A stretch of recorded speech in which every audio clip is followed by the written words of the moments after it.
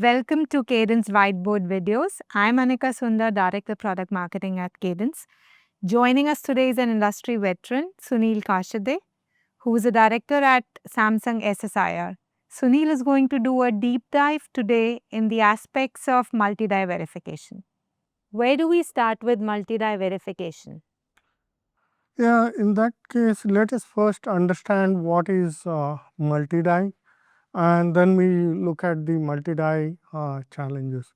So, a single monolithic die we used to use it in the past as a legacy. We had one single so-called SoC, the design integratedly and verified a single piece of design.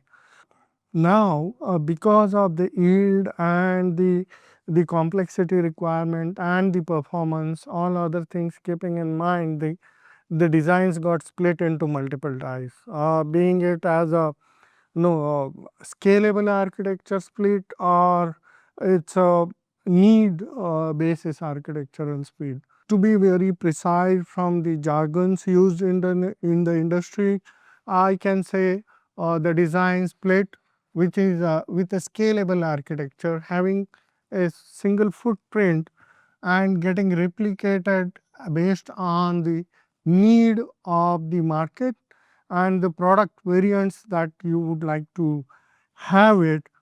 So you do replicate such design and make a single solution out of it, being it as a two die solution, three die solution, four die solution, or n die solutions.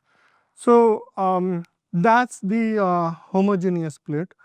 Coming to the next split, where we say heterogeneous split in a way, this split is not a repetition of the footprint. It based on your the complexity and the performance requirement, the splits are done into the design. For that matter, I can say the compute is separated out of I/O. So I/O is realized on one single die and compute on say, another single die. Then compute I/O memory, this can be one of the combination. Now these dies get split and then they stacked or lead into the one single package. So that's heterogeneous split. Now after understanding what exactly the multi-die is, let's peep into the verification of such design split. How do we look at the problem definition and how do we understand the challenges that are in the design in such design verification. So let's see homogeneous design split. As I explained, scalable architecture, it can be a combination of the dies. If we look at, this is my single die, and then the single die TB is defined, okay, and this is as like our legacy implementation. There is a one design, one test bench there.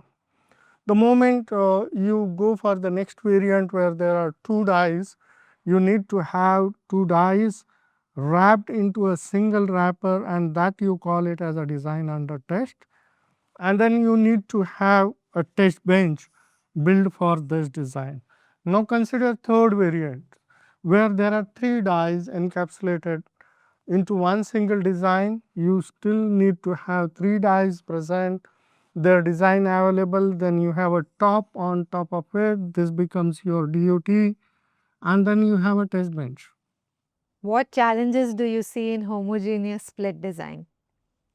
Okay, so so if I see this is one of the challenge in homogeneous split design, that being it is a scalable architecture, you don't know the market need and the requirement and what the combination that it will bring in as a variant of the product.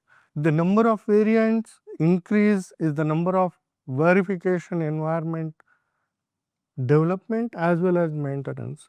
Now you cannot use this TB as is for this or this TB as is for this. Okay, you need to have test bench revisited from the architecture perspective, from the the feature support perspective and from the check mechanism and the integration checks will have the impact on the TB. Okay. So, that is one of the challenge, that the more variant, the more number of TBs, test bench development, and then the maintenance as well.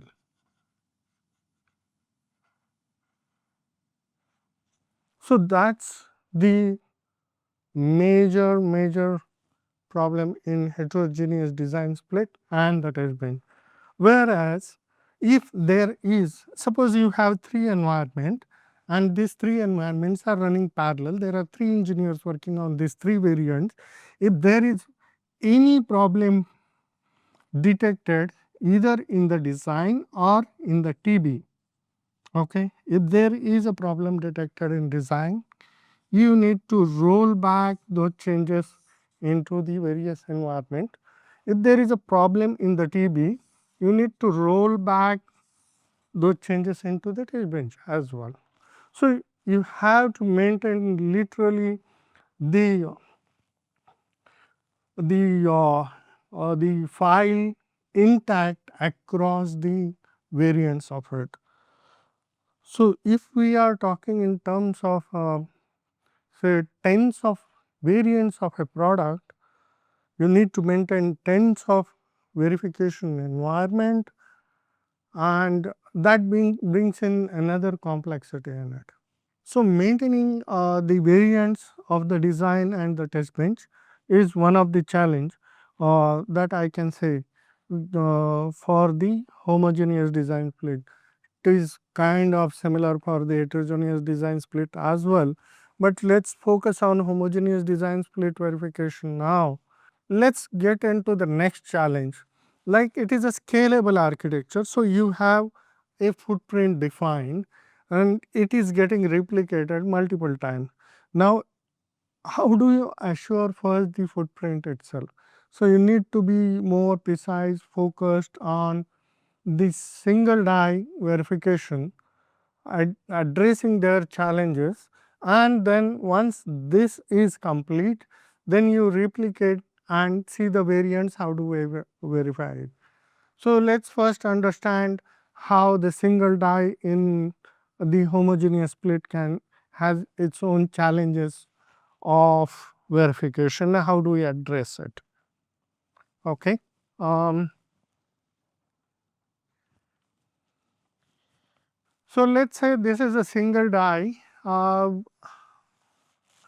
of your compute, and then you have a processing unit, some memories, they interconnect, and then you have inter die communication or peripheral. There are certain other peripherals which we can list it down here, and then this getting replicated multiple times.